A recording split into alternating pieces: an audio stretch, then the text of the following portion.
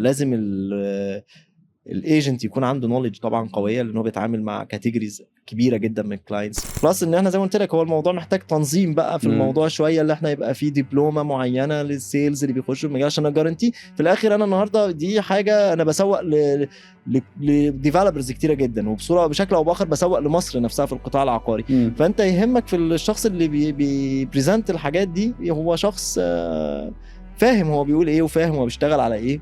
فده غير بقى ان انت اصلا القطاع العقاري انت بتشتغل اصلا في، يعني بتشتغل في حاجه فلوسها كتير، يعني بتشتغل كلاينت اقل يونت النهارده بتتكلم في السيجمنتيشن اللي احنا بنشتغل عليها، يعني بنتكلم في 10 15 صح. مليون جنيه ده الانتري تيكت بتاعك يعني في الموضوع. فالكلاينت يعني عنده برضو يعني كلاينت النهارده فاهم، فلما يقعد مع حد ما عندهوش الانفو الكامله وما عندهوش النوليدج المظبوطه، فاكيد مش هيجو يعني فور ديل معاه يعني، فمش هيكمل معاه الديل.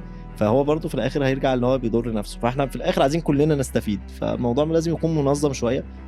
لازم الايجنت يكون عنده نوليدج طبعا قويه، لان هو بيتعامل مع كاتيجوريز كبيره جدا من الكلاينتس. فكل حد طبعا بيبقى عنده بقى ريفرنس، بيسال صحابه بعد لما بياخد المعلومه من الشخص اللي قاعد معاه بقى سيلز، سواء بقى سيلز في الديفلوبر او بروكر او وات ايفر، فهيرجع يسال يعني قبل ما ياخد الديسيجن.